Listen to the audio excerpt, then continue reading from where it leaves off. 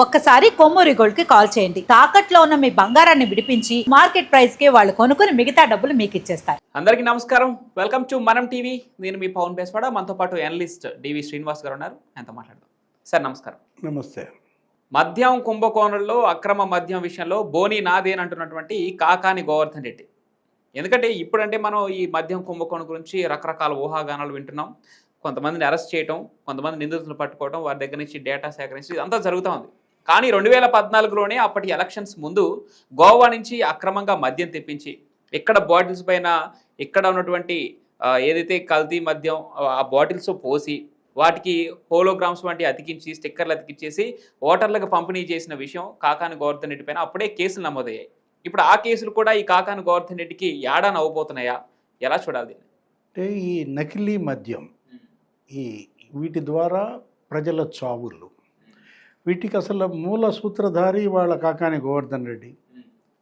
అప్పట్లోనే 2014 ఎన్నికలకు ముందే అతను గోవాలో ఈ నకిలీ మద్యం తయారు చేయించాడని, అక్కడ ఉన్నటువంటి ఆ రెడ్ శాండల్ స్మగ్లర్ అప్పుని అతను ఒకరిని వాడుకుని అతను అప్పటి కావలి వైసీపీ అభ్యర్థి రామిరెడ్డి ప్రతాప్ కుమార్ రెడ్డి వీళ్ళందరూ కూడా అక్కడ గోవాలో మద్యం తయారు చేయటమే కాదు, ఆ మద్యానికి వీళ్ళే సీసాల్లో పోసి లేబుళ్ళు అంటించటం, లేకపోతే ఆ హాలోగ్రామ్, మీరు అన్నట్టుగా హాలోగ్రాములు అంటించి అది అసలు సరైన మద్యం నికార్సైన మద్యం అనే భ్రమలకి గురి చేసి అప్పట్లో ఆ ఎన్నికల్లో గోడౌన్లలో మద్యం పట్టుబడింది.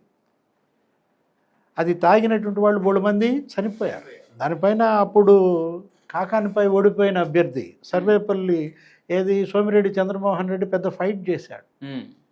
అప్పట్లో ఆ కేసులు 4 కేసులు ఉన్నాయి. ఇప్పుడు కాకానిపై ఉన్న 11 కేసులకి ఆ 4 కేసులు అదనం అన్నమాట. అంటే ఇప్పుడు ఆంధ్రప్రదేశ్లో లిక్కర్ స్కామ్ అది 1,00,000 కోట్ల స్కామ్ అన్నారు. ఢిల్లీ లిక్కర్ స్కామ్ మనం చూసాం, తమిళనాడు లిక్కర్ స్కామ్. అసలు ఈ రాష్ట్ర ప్రభుత్వాలు అధికారం చేపట్టగానే వాళ్ళు మద్యాన్ని అడ్డం పెట్టుకుని ఏ విధంగా నకిలీ మద్యం వాళ్లే తయారు చేయించడం, వాళ్లే ప్రజలతో తాగబోపించడం, వాళ్ళ యొక్క ప్రజారోగ్యాన్ని దెబ్బతీయటమే కాదు, అక్కడ అవినీతి కుంభకోణం, ఇటు మానవీయ కోణం.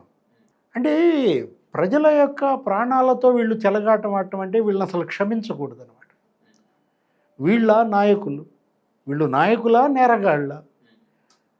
ఇప్పుడు ఇవాళ ఆంధ్రప్రదేశ్లో రాజకీయ నాయకులకి ఈ నేరగాళ్ళకి మధ్య గీత చెరిగిపోయింది.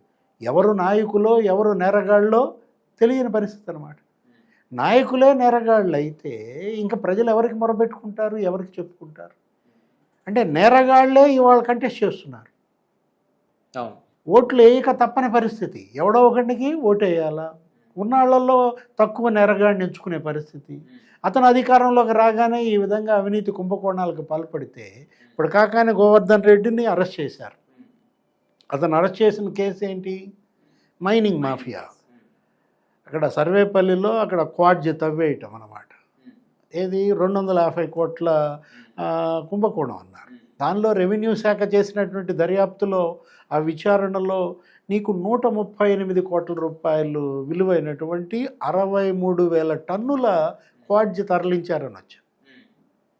అంటే ఆ కేసుతో పాటు ఇంకా ఒక 10 కేసులు ఉన్నాయి. ఎవరిపైన? కాకాని గోవర్ధన్ రెడ్డి. ఆ ఛార్జ్షీట్ కనుక మనం చూసినట్లయితే దాంట్లో ఉన్నటువంటి సెక్షన్స్ ఏది గదిలిచ్చినా 3 ఏళ్ల జైలు శిక్ష, 2 ఏళ్ల జైలు శిక్ష, యావజ్జీవ శిక్ష, అలాంటి సెక్షన్లు ఉన్నాయి. అంటే అసలు వీళ్ళు ప్రజా జీవితానికే అనర్హులు అంటోంది అందుకనమాట. ఇప్పుడు క్వాడ్జ్లోనే 250 కోట్లు కక్కుర్తికి పాల్పడ్డాడంటే కాకాని గోవర్ధన్ రెడ్డి, అతను అసలు కంటెస్ట్ చేస్తోంది, గెలుస్తోంది దీనికోసమే. ఈ గెలవగానే అధికారాన్ని అడ్డం పెట్టుకుని దోచేయటం కోసం. గనులు ఇవాళ భూగర్భ సంపద దోచేశారు, మరోవైపు భూములు కబ్జా చేశారు. ఆ వెంకటాచలం మండలంలో కబ్జాలు, లేకపోతే ఆ నెల్లూరు రూరల్లో కాకాని అత్తగారి ఊళ్ళో కబ్జాలు, ఆయన సొంతూరులో ఆ తొండూరులో ఈ క్వాడ్జ్ తవ్వేయటం. అంటే ఒక ల్యాండ్ మాఫియా. ఇది కేవలం ఒక సర్వేపల్లి నియోజకవర్గ చరిత్ర కాదు. ప్రతి నియోజకవర్గంలో గెలిచిన నాయకుడు అక్కడ భూముల కబ్జా, అటవీ భూముల కబ్జా. అసలు అంగుళం అటవీ భూమి కబ్జా చేసినా అది నీకు నాన్ బెయిలబుల్ కేసు. అట్లాంటిది మరి పెద్దిరెడ్డి రామచంద్రారెడ్డి అతను ఖండిస్తాడు కాకాని అరెస్టుని. అంటే ఏంటి, నువ్వు మామూలుగానే 75 ఎకరాల అటవీ భూములు కబ్జా చేసావని ఇవాళ నీ పైన క్రిమినల్ కేసులకి ఇవాళ ప్రభుత్వం రెడీ అవుతుంది. మనం చూసాము మంగళంపేట అడవుల్లో అతను అసలు అక్కడ ఒక విల్లా కూడా కట్టించేసాడని, అడవులు ఆక్రమించి పెద్దిరెడ్డి రామచంద్ర. అవును, 3 పక్కల కొండలు ఉంటే మధ్యలో దారిపోవడానికి ఇది ఒకటే దారి ఉంటే ఆయన కంచెలు వేసాడట. సజ్జల రామకృష్ణారెడ్డి ఏది మీరు చెప్తోంది, అక్కడ సీకే దిన్నె మండలంలో అతను 105 ఎకరాలు కబ్జా. ఆ సజ్జల కుటుంబం ఎస్టేట్లు ఎవడికి వాడి నియోజకవర్గంలో ఎస్టేట్ల Sajjala estate, Peddireddy estate, Kakani estate. అంటే అసలు జమీందారీ వ్యవస్థ మనకు తెలిసి ఇందిరాగాంధీ ఈ దేశంలో జమీందారీ వ్యవస్థ నిర్మూలించింది. కానీ వీళ్ళు నయా జమీందారులుగా పుట్టుకొచ్చారా? ఎటు అడుగులు పడుతోంది భారతదేశం. మళ్ళా అదే ఆటవిక యుగంలోకి వెళ్తున్నామా? అంటే వీళ్ళకి ఎంత కావాలా ఆస్తులు? ఇప్పుడు ఒకటి అధికారం, ఇంకొకటి అక్రమాస్తులు. ఇవి 2 కళ్ళుగా ఇవాళ రాజకీయం నడుస్తుంది.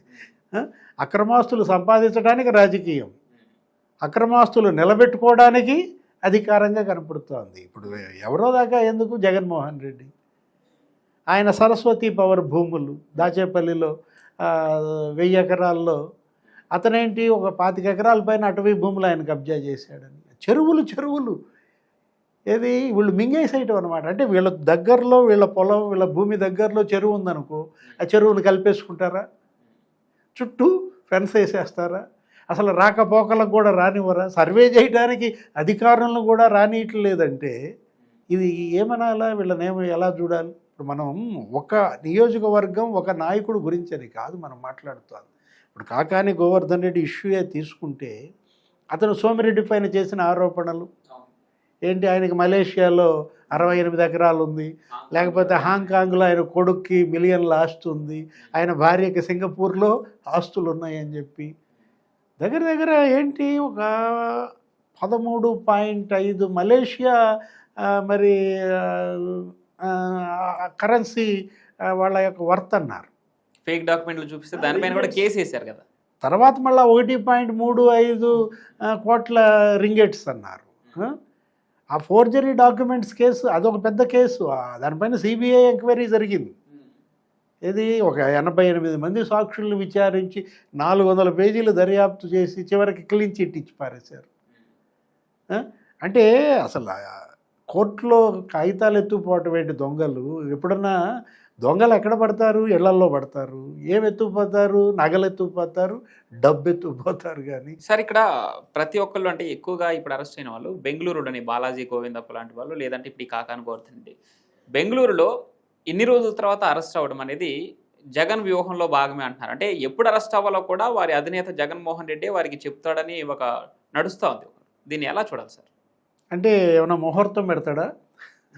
ఏదో లగ్నానికి ముహూర్తం పెట్టినట్టుగా, పెళ్ళికి ముహూర్తం పెట్టినట్టుగా ఈ ముహూర్తంలో అరెస్ట్ అయితే మీకు బెయిల్ వచ్చుద్ది, ఈ ముహూర్తంలో అరెస్ట్ అయితే మీకు జైలుకి వెళ్ళాల్సిన పని లేదని ఏమైనా చెప్తున్నాడా?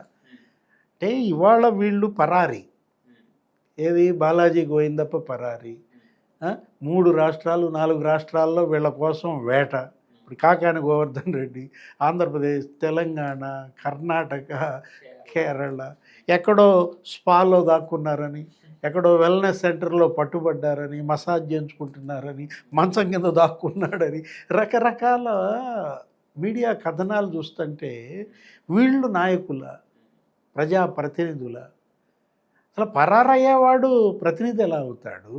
నిజంగా కాకాని గోవర్ధన్ రెడ్డి మీరు ఏమీ అవినీతికి పాల్పడలేదు, మీరేమీ క్వాడ్జిత్ అవ్వలేదు, పారిపోవాల్సిన అవసరం ఏంటి? నెల్లూరులో మీ ఇంట్లో ఉండొచ్చు కదా, సర్వేపల్లిలో నీ నియోజకవర్గంలో ఉండొచ్చు కదా. తప్పు చేయకపోతే వాళ్ళు వచ్చి అరెస్ట్ చేస్తే ఏమవుతుంది? అంటే పారిపోవడంలోనే వీళ్ళు వాళ్ళ తప్పును ఒప్పుకున్నట్టు కదా. అంటే అక్రమ కేసులు పెట్టి బయటికి రానివ్వకుండా ఈ అధికారంలో ఉపయోగించుకొని ఇలా లోపలే ఉంచుతున్నారని ఒక భయంతో వెళ్తున్నారు. వెళ్ళిన వాళ్ళు పట్టుకొస్తున్నారుగా. అలా అయినా జరుగుతుంది. ఇప్పుడు పారిపోతే ఎక్కడికి పారిపోతారు, ఎంత దూరం పారిపోతారు? మీరు పారిపోయారు, వాళ్ళు పట్టుకొచ్చారు. ఆ పరిస్థితి లేకుండా నువ్వే ఉండొచ్చు కదా. ఇవాళ చట్టానికి సహకరించాల్సిన బాధ్యత, పౌర బాధ్యతల్లో అదొకటి. రమ్మనండి, అరెస్ట్ చేయమనండి. నిన్న జగన్మోహన్ రెడ్డి అన్నాడు, ఏమండి మిమ్మల్ని లిక్కర్ స్కామ్లో మిమ్మల్ని అరెస్ట్ చేస్తారంట, రేపో మాపో. ఇక మిథున్ రెడ్డి అంటున్నారు, మిథున్ రెడ్డి తర్వాత మీ దాకా వస్తారనో ఏదో అంటే వెల్కమ్ అనో ఏదో చెప్పాడు కదా. ఇప్పుడు అతనేంటి అఫ్కోర్స్ ఇక్కడే ఉంటాను రమ్మనండి అన్నట్టున్నాడు, మళ్ళీ వెళ్ళిపోయినట్టున్నాడు ఎక్కడికి, యలహంక ప్యాలెస్కి. అది మామూలుగా ఆయన షట్లింగ్ చేస్తున్నాడు అటు ఇటు.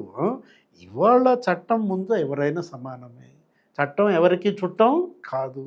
కాకపోతే ఒకటి, అధికారం శాశ్వతం కాదు. 5 ఏళ్ళు మీకు పదవి ఇచ్చినప్పుడు మీరు ప్రజోపయోగమైన చర్యలు చేపట్టాలి, ప్రజలకు బాధ్యత వహించాలి. లేకపోతే ఏం జరుగుద్ది? ఇట్లాగే జరుగుద్ది అనమాట.